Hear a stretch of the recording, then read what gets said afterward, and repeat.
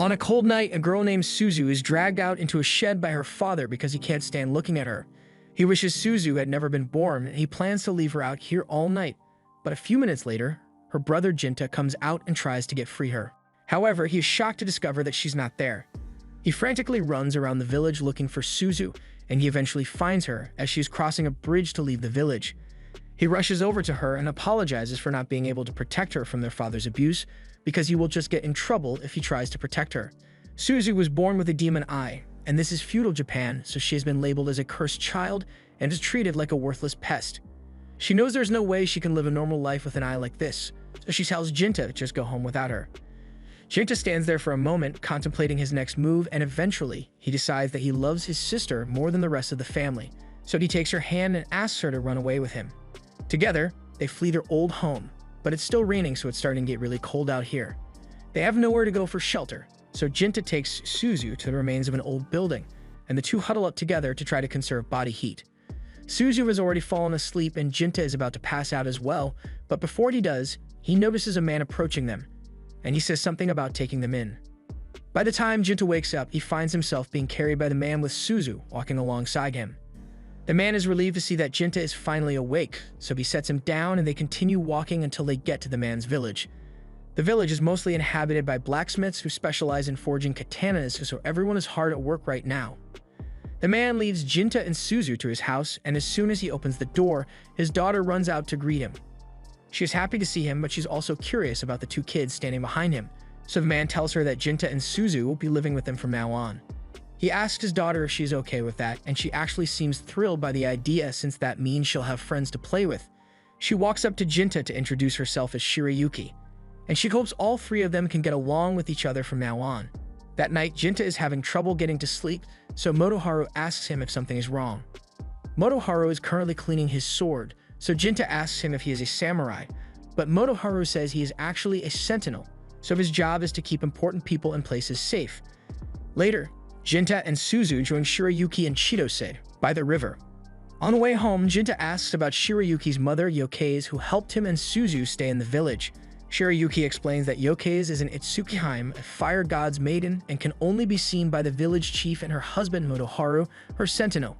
The next day, Jinta trains with Motoharu, but as a novice in sword fighting, he's easily knocked to the ground without Motoharu breaking a sweat. He tells Jinta that he still has a long way to go, but if he keeps practicing, then he will surely become a master someday. Years go by and Jinta has become the new sentinel of the Shrine Maiden, so he is attending a meeting between all the village officials and the Shrine Maiden. She is hidden behind a curtain so no one can see her directly, and as the meeting begins, she commends Jinta for his excellent demon-slaying abilities. He tells her he is just doing his job by keeping this village safe, and the most recent demon he encountered tried using a human form to sneak into the village. One of the officials starts getting nervous once Jinta says this, and the others ask if he has any idea why a demon would want to sneak into the village. One official suggests that the demon may be after the Shrine Maiden, because legend has it that if a demon eats the liver of a Shrine Maiden, it will become immortal. But it might also be after the sacred Yurei sword. It has been passed down by the Shrine Maidens for generations, and it is quite important, so it would make sense for the demons to be after it. One of the officials mentions that the Yurei sword was created by one of the best blacksmiths known to man, and it is said to have mystical powers imbued within it. If the demons are truly after the Yurei blade, then it could spell trouble for the entire village, so the chief tells everyone to remain vigilant. But Kivamasa says there's nothing to worry about because both he and Jinta are in charge of guarding the Shrine Maiden.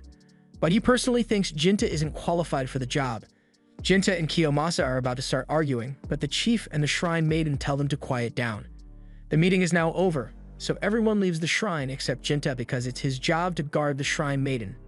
Now that they are alone, the Shrine Maiden comes out of her room, and it turns out to be Shirayuki. Jinta asks her what she's doing because a Shrine Maiden shouldn't allow herself to be seen so carelessly, but she and Jinta have been best friends for ages, so she sees no need for formalities. She tells him that Suzu is here too, but the shrine is supposed to be off limits to regular people, so she really shouldn't be here. Suzu doesn't look like she's grown up at all in the past few years, and when Jinta and Shirayuki wake her up, she is elated to see her big brother again. Jinta has been so busy with demon slaying that she barely ever gets to see him, but while he is happy to see her too, he scolds Suzu for coming here since the shrine is off limits.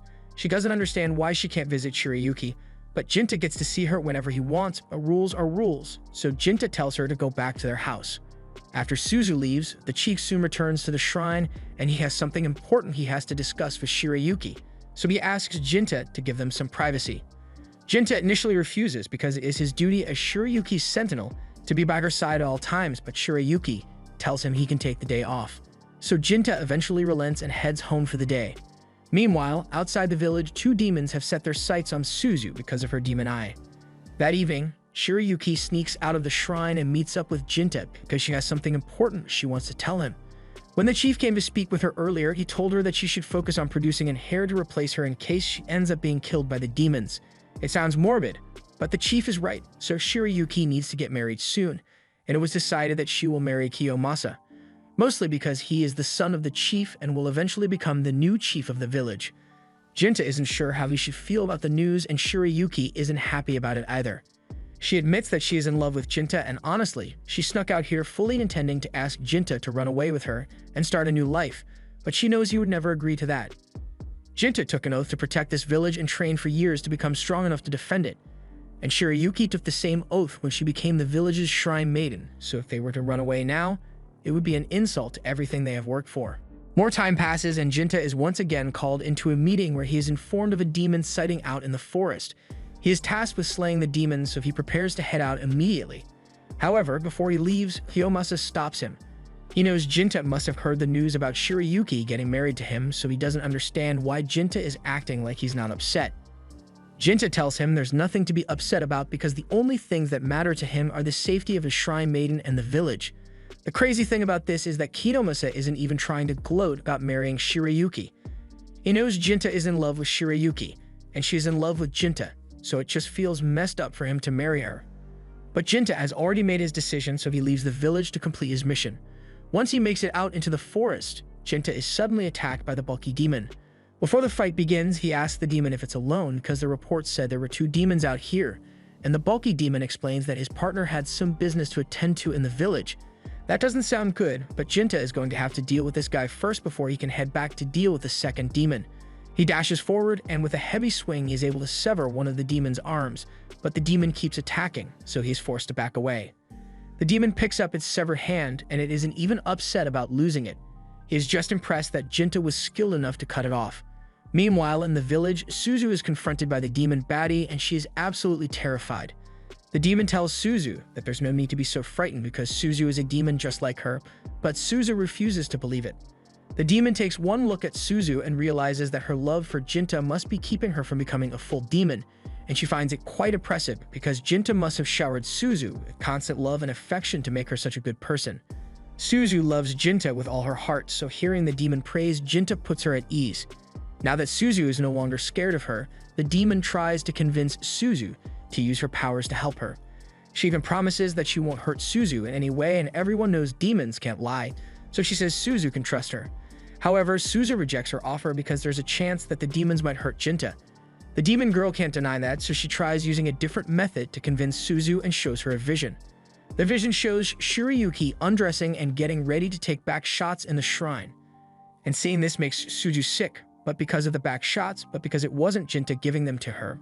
She asks the demon if what she saw was real, so she explains that her ability allows her to see into the future. She can also share visions of the future with others as well, which is what Suzu just saw, but if Suzu still doesn't believe her, then she's willing to take her to the shrine right now so she can see it in person. Meanwhile, Jinta is still fighting the bulky demon, but before the fight continues, he wants to know why the demons attack humans in the first place. The demon explains that it is simply its purpose in life.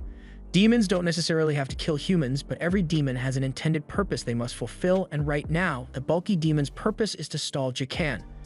Bulk has the power of assimilation, so he can acquire the abilities of other demons by eating them, even allowing him to alter his body at will.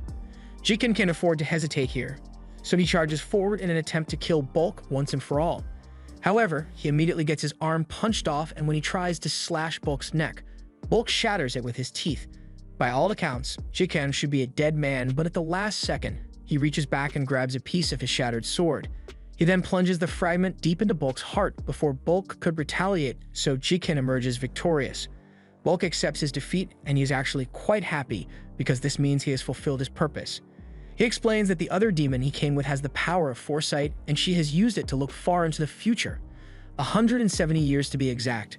And according to her vision, the strongest demon of all time lives here, which is why they came in the first place. As soon as Bulk mentions a demon living in the village, Jiken realizes he must be talking about Suzu, but before he can react, Bulk says he's going to give Jiken a gift to congratulate him on his victory. A second later, Bulk's severed arm grabs Jiken's head and begins squeezing him until he passes out. Meanwhile, over in the shrine, Kiyomasa is on top of Shirayuki. All he needs to do is make a child with her, so he is hoping to get it over with once and for all.